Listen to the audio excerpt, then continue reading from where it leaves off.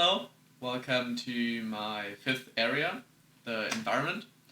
And about the environment, I have like a few things to share with you. First of all, I'd like to start with the actual physical environment, and I've divided that into three areas. And I'd like to start with like the outside. And I have the privilege to be being raised on an old farm, like old farm in a way that we do not have any farm animals anymore, but we've like used the space to rent it to other ones, so we actually make the best out of it. And it's that's what I'm trying to suggest here, that you just make the best with what you got and enjoy it as much as you can. So when I was like basically being born, my father started to work around the whole um, farm ish area and like replace the old roofs and um, remodel the old um, farm equipment, like sold it. So we had the space to rent to other people to store their stuff there and actually make some income from this. And obviously, that's not everyone's opportunity, but just the process of constantly saying, "Hey, what needs to be fixed? How can I fix that most efficiently? How can I make it more beautiful? How can I enjoy my environment even more?" So this is like the macro perspective, and the next perspective would be like the house, the interior. So very important is that you, or like, this is obviously my opinion, I like it when it's clean and organized, because like a clean and organized home is always looking better than one which is like messy, things are stuff is lying around, all sorts of things. And if everything is at its set place, it looks a lot more beautiful and you just feel more home. At least that's what I feel like. And now to the final aspect, which is like the thing that literally everyone can control, your own room. I hope you have your own room. Some people are not as fortunate enough to have that, but let's just assume that you have some space of your own. So what you can do with this is you can keep it clean, you can keep it organized. And that will have the effect that you will also think more clearly, and you will be, the distractions that you have will lessen. Like you become more focused, because when you set yourself on the table or wherever and start working, it's not like, I still have to put away my old clothes or all sorts of things. And what I like to suggest is the very easiest thing what you can do to start, just make your bed in the morning. It's like a very easy task. It gives you an accomplishment in the morning, and you can like start the day in a nice way. And when you come back after a hard day of work, you can have at least a freshly laid bed, and you just lay in there and just be done for the day. But at least you there's something for you to come home to which you can be proud of. And this is like psychologically speaking so valuable. Like I cannot put so much words on that. It's like, just give it a try for like few weeks and you will see it does make a big difference. The next area I'd like to talk about is travel. And if you're fortunate enough to be able to travel, let's like say the world, it will really broaden your perspective and also give you new ideas what you can do at your own home. So I have like been traveling a lot, and I've like had the fortune. I was fortunate enough, so my parents were able to send me to America for a year abroad. And I also was visiting Australia with my girlfriend and stayed there for 3 months and like made great experiences there.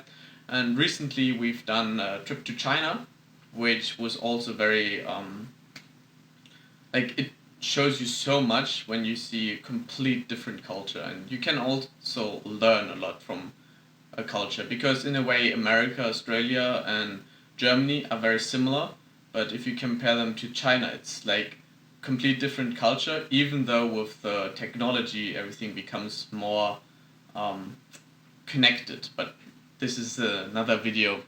Okay, but the most important thing about travel is that you remember where have you been traveling to, and what you've done with that. And what's most important for that is like the pictures that you take. And luckily we all have our phones that are basically high professional cameras. You can make really cool pictures with them. But like, what use do you have if you have like 4,000 pictures of one trip? Like, no one's gonna watch that. So you have to put in the time and effort to actually sort them through and delete a bunch of them. And not necessarily delete, um, but like sort them out. So let me show you what I've done here. So first of all, this is my optimized thing. But for reference, let's look at travel and go with China. So it's 1,600 pictures. Like, no one's, if you just go through one vacation, that's like you're done for, right? That's one evening and you're probably super exhausted afterwards. But if you put in the time and effort, and yes, you have to do that, but it will be worth it, I promise. So if you check out here, it's like 189. Like, there's no problem in seeing 189 pictures, and this also enables you to go through a bunch of family vacations or like other vacations within like one evening, which is just a really nice alternative to watching a movie or watching TV. You just say, hey, I've organized all the pictures from our vacation, let's just go through them. That's like probably gonna take 1 hour or so, but you get to relive those experiences. You get to relive and make the experience even more pleasurable. And you do spend a lot of time on vacation, time and money on vacation, so this just makes it more worth it. Another thing when we come to the organizing, that's also part of the environment that you're in, is your digital environment. And the pictures kind of go in there too, but I mean more specifically the documents that you're having. So yeah, I've ordered my documents into my 10 areas of life, and for example, yeah, let's go with intellectual. So here is my external education, which would be school, my self-education, so of the books that I've read, like Mind Valley stuff and that, and it's like all structured and organized with different subcategories, and I know exactly where it is. And in general, like Google Drive is such a convenient thing, because you can also just Google things and then you say, hey, I want to see the quotes that I've written down, and then you just like find them immediately. Otherwise, you'd have to know where they are. Moving on, that's like the documents, and if you just structure them and order them, you also save a lot of time, and it just kind of fits to that whole clean and organized environment. And the last thing I'd like to talk about is music, because music is part of your environment just as much, and if you have like always music to listen to, that enhances your experience plentiful. So what I've done is, come on Spotify, there we go. So what I've done is I have folders here with like 2019, and then I have months and categories. So months is like 1 to 3, so that's January until March, and then we have like 4 to 6 to June, and now to the end of September. And it's like every 3 months, so I will have 4 folders of music, and just the music that I've been listening to, I put in those folders, and then that means I can also go back to. So for example, if we say, hey, what did I listen to this time, like 1 year ago? So I just go to the folder 2018, 7 to 9, and I like see my playlist here.